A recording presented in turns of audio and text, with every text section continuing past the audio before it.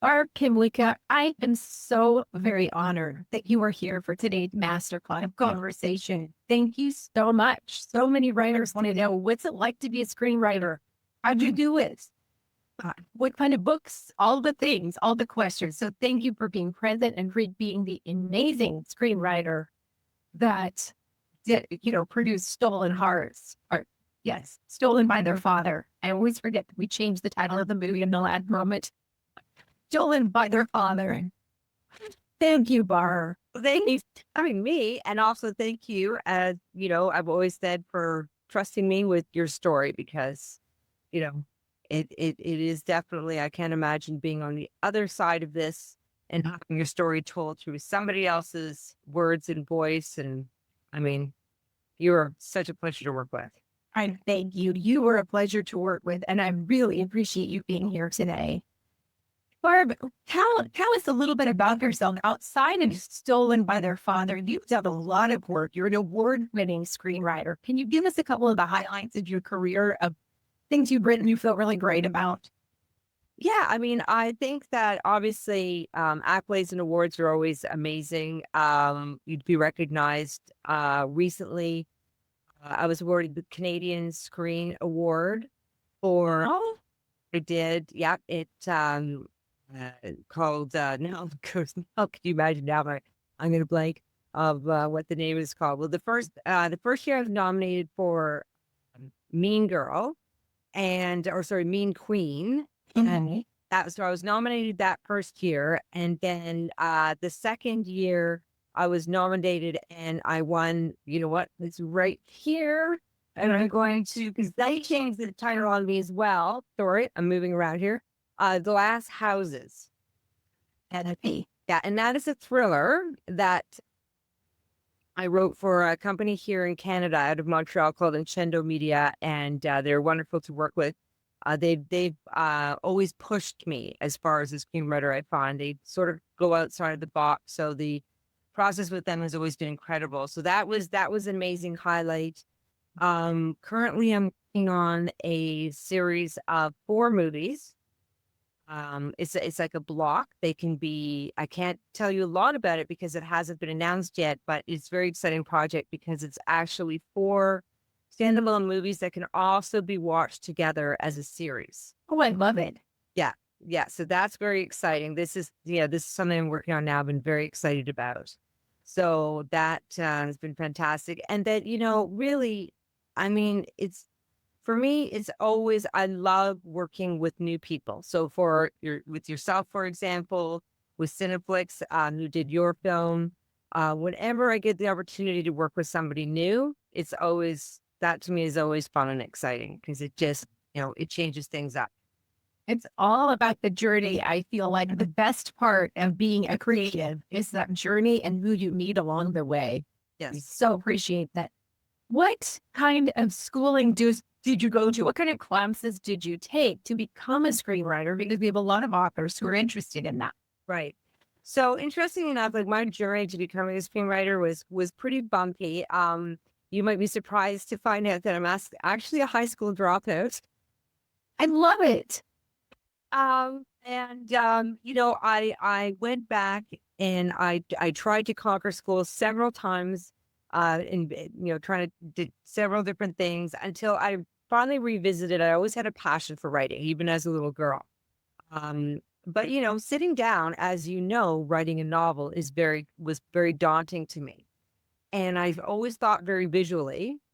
So a friend of mine suggested screenwriting, and I actually just started taking workshops, which really worked well for me personally, just because it's a smaller environment. It's a wonderful, you get to have an exchange of ideas, as opposed to sitting in sort of I'm not knocking it because if it works for you, it's great, but it doesn't work for me to sort of sit in an auditorium style environment and be spoken to. So, especially with something like screenwriting, it's such a creative process. So if you can find workshops that teach you, um, how to write a screenplay, that to me was very valuable. And then the best advice I ever got was just start writing. So I would write every day. I would allot time every day to write. And that's really, really important because, as you know, it takes a lot of self-discipline to sit down and write. And writers are the number one procrastinators. And the other thing I will say is what was incredible schooling is I did take a course at the New York Film Academy because I'm a firm believer that you have to understand all aspects of filmmaking to understand what goes into a screenplay.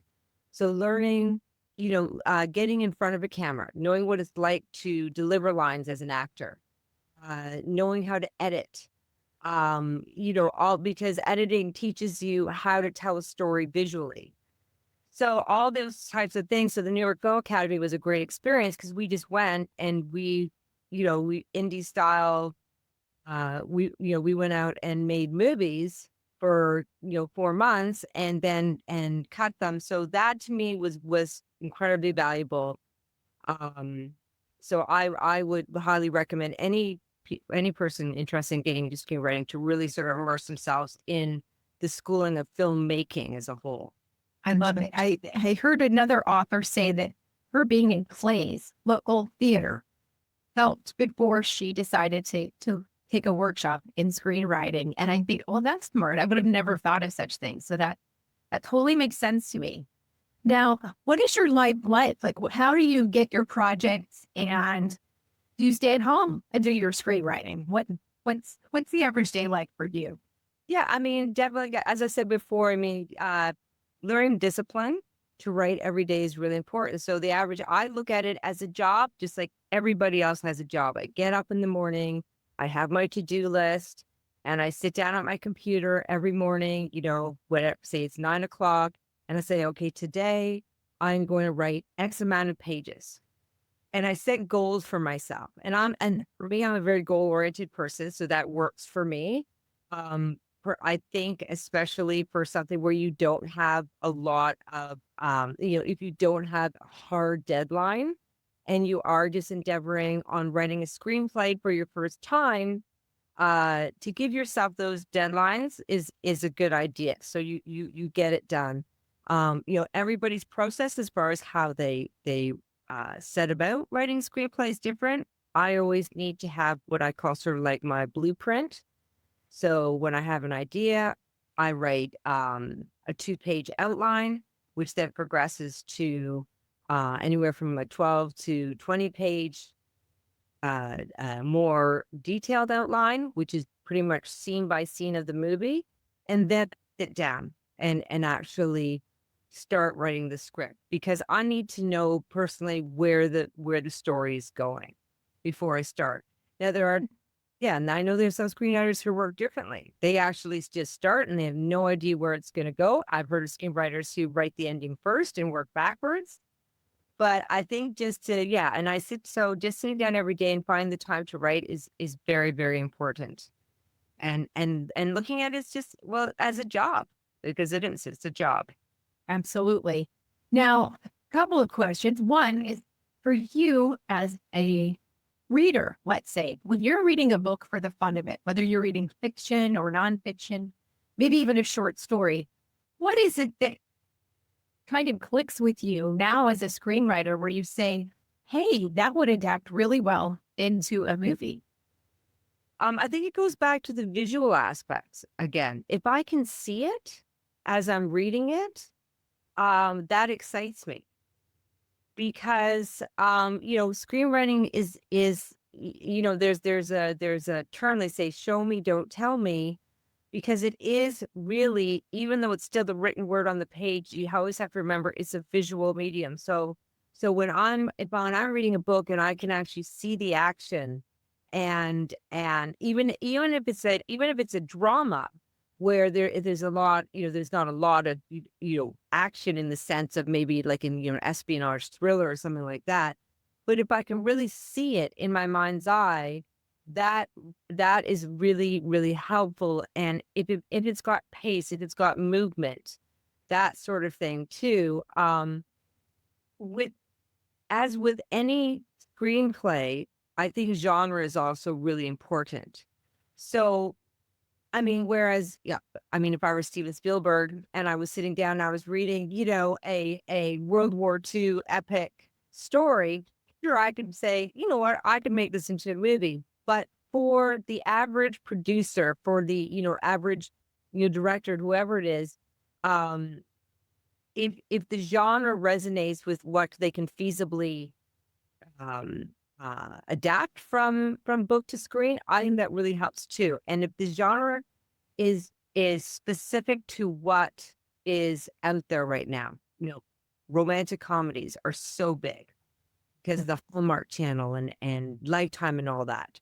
So if you write a book that sort of suits that genre of boy meets girl, I also will say anything that could translate into, say, a series. Yes. You could do, a part one or part two, whatever it is, like, Hearts of the Cottage, book one, Hearts of the Cottage, book two, whatever it is, to sort of keep that in mind too, for longevity, as far as, being able to get more written is also a good idea as well. I love it. I had someone ask me, hey, I've written a series of books. Who determines whether on screen it should be a mini series or a long movie, or, the block as you're doing right now of movies, which could be standalones, but could be seen all together? Like who decides that? Well, the broadcasters would really decide that. Okay. Also the producers as well, depending on how they want to pitch it. Okay. And a lot of times they'll just pitch it differently to different broadcasters. So Netflix would probably be more open to a miniseries type concept, maybe even, regular television series adaptation. And that's the other thing too, to always remember, to be open to the idea that your book might not always translate exactly as you had thought. Yes. Yeah. So many things. I mean, a book adaptation I did years ago, for better or for worse, for Hallmark. It was a bit tough because the author, I didn't have a lot of contact with her. The broadcaster Hallmark had more contact with her than I did, but really the germ of the idea of the book Yes. was the only thing that remained the same in the adaptation. I mean, it was really very different. And sometimes that's tough because I feel like we're doing a disservice to, the author, and inevitably it's the broadcasters, the producers, whoever are, making it happen to screen, who get the say as far as what, how it evolves onto the screen. You remind me of something that's an important add in that I will just add in, because I was just talking to a cast member from Stolen by Their Father recently, who's going to be on my podcast soon. But there should be a course helping screenwriters address authors and their expectations. And I think I was so fortunate because I had both you and I had the amazing producer from Cineplex, Jeff Vanderwall, but who was very clear that there are things that will completely need to be changed. Sometimes it's for budgetary reasons. Sometimes too many characters have to be squashed into one. Sometimes it's legal. There could be legal risk. And so we have to change names or blight out that character altogether. Sometimes it's for the sake of time management. But I think if you all hadn't been so very clear with me, I would have said, well, what happened when the detective sexually harassed me in the office? Or what happened when, do you know what I mean? And I never, ever, I just had a very clear understanding, also having a film agent that helped break it down for me. I'm not to be a pest, but if somebody doesn't know better, their precious work is going to be, they're going to feel like, what happened to my original idea? So I'm really glad you bring that up. It's the germ of the idea. Yeah, authors need to remember needs to be a screenplay or whatever. Go ahead. Exactly, because it is, you have to remember, if you're sitting down to write a book, you have the ability, there's no boundaries. The sky's the limit. You can create whatever world you want. It's all, inside your head. It's what you create. But to try to take that now and make it into a film, sometimes it's just not realistic. And there's with most movies, there's a trajectory. You're following, a protagonist and their journey along the way. And there can be obviously, what we call, B plot, C plot, D plot.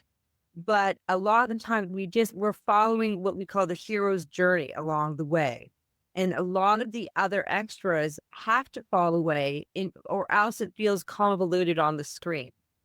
And yeah, and we always want to root for somebody, or not, because everybody loves, to hate a villain as well. But there are all these little things that we have to remember that sort of don't, a book that jumps across, generations and timelines in a book doesn't always translate that well in film. So, and depending on what the genre is, if that's what you're attempting to do, and that if the book is a fantasy and that's what you want, then that's different. But for the most part, a lot of the sort of extra do have to fall away, and a lot of it really is, like you said, budgetary reasons, production constraints, all those types of things, and those are definitely the expectations that any author would have to sort of understand. And it's not because,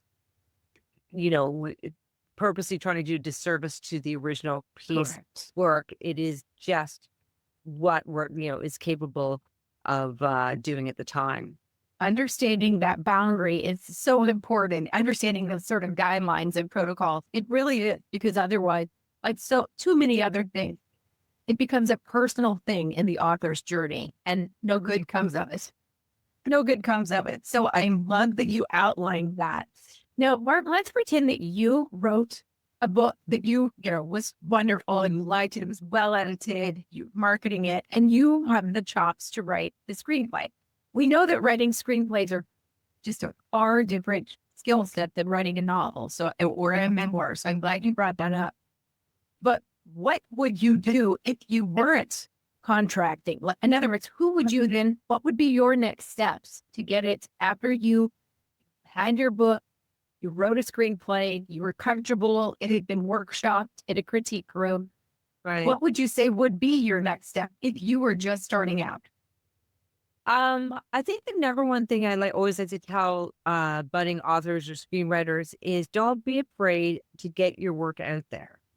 And I think it's a common fear that, a work is going to be stolen or ripped off or whatever it is, that if it happens, it rarely ever happens, because if somebody's really interested in your idea and your piece, they're going to come to you. Right. And so I would say get your screenplay and your book out there and seen as much as possible. And nowadays there's so many great resources on the internet. So, when I first started, it was all so new. And there was a great website called inktip.com. And you could post a log line, just a pitch line of your screenplay on there with a short synopsis. You could also upload your screenplay, and producers were then able to go on anonymously and browse. And if they were looking for a certain genre, then they could look up all the different pitches that new screenwriters, seasoned screenwriters, whoever had posted on there. And then they can contact you directly and say, we would like to see some more.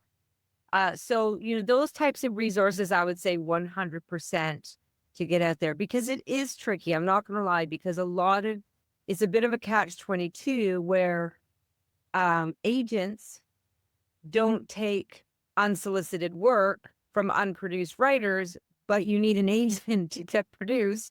Correct. So it's really, it's this kind of cycle. So if you can use the resources that are available to you to get your work out there, that is the best, the best thing possible. I mean, there's always a saying, it's 80% who you know and 20% talent in this business, because to get your leg and foot in the door, that's exactly it.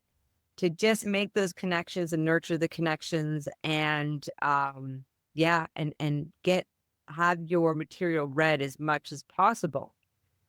I don't know what else to say about as far as, trying to get it out there. I mean, with the book, of course, these book clubs, Right. you can get your book club in a book club. I mean, that's golden, right? So that's the other thing. I like what you said about those services like eTip, because those still exist. I think that authors pay for them now, but there are contests. Some people hire screenwriting coaches who have but they have to make sure they have good connections in the industry around. You don't just want any old person. You want somebody with a proven history, having some connection. But there are contests and places to put your profile of your story that those other industry professionals can double back and say, hey, this is kind of interesting to me. That's So, yeah. World, yeah, the contest world, yeah. I'm glad you brought that up, because when I first started, I submitted my scripts to every contest in the book, and it did open doors, from what I recall, because then, if you landed in, say, the top, 5 or whatever it was, a lot of the judges and people who got notified, a lot of producers just receive notifications of who, made the top 3, say, in the final draft, big break contest. And then they'll get in touch with you and say, we'd like to read your work. Right. Or, I mean, I remember I had a lot of my scripts optioned from back in the day as a result of those contests. And those are, contacts that I was able to maintain throughout the years. So yes, I'm glad that you brought up contests, because they are another great resource. And I'm also glad that you brought up maintaining those contacts, because whether you're going through a personal crisis or whether you're going through the writer's journey, in any kind of, and you really, it's who you meet along the way. And then nurturing those relationships, not saying, well, I'm done screenwriting, so never mind, or, oh, project's over, forget that person. It really is that journey of connection.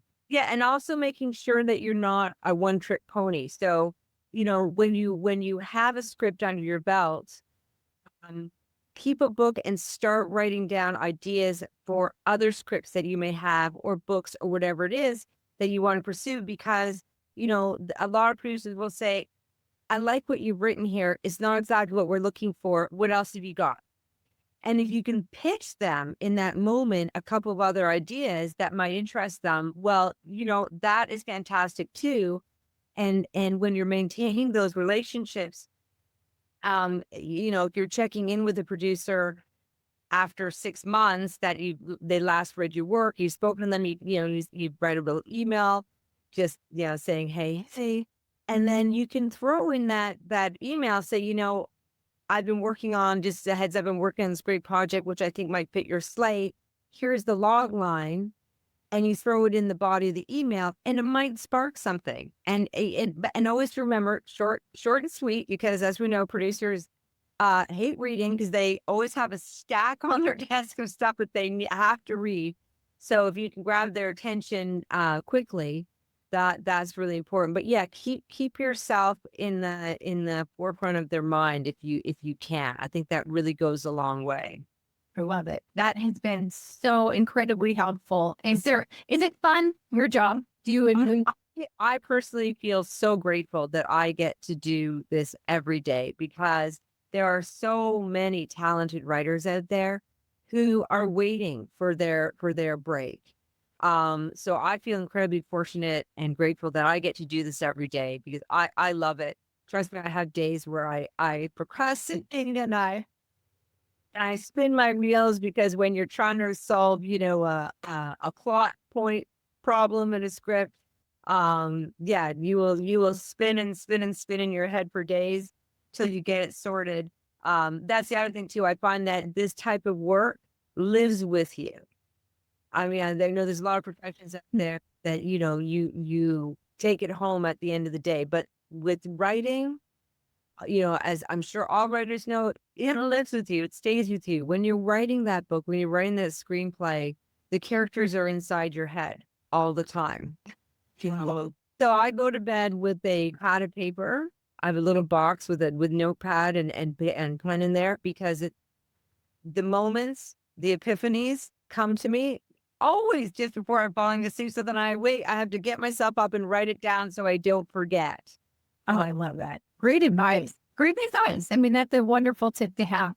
I feel like they're in my dreams. And unfortunately, I forget to keep a pad and paper, but all of that is terrific. Yeah. Thank you so incredibly much for this today, Barb. I just have loved working with you, but I love the care that you have for your characters and for the people involved who are the real characters. I really, really appreciate it. It just, you make it sound so exciting, and I'm just so impressed with all your successes. So thank you. Well, thank you. It is always, I always say, filmmaking takes a village. So it's always, team effort, everybody that's involved in it, from, the authors of the books to the producers, the directors, everyone. As I said, it takes a village to make it all happen. So, and I'm just feel very fortunate to be a part of that village. So, Well, you've made a great village, and thanks for maintaining it. And I really appreciate you doing this. Thank you so much. thank you, Elizabeth. Always a pleasure to see you and talk to you.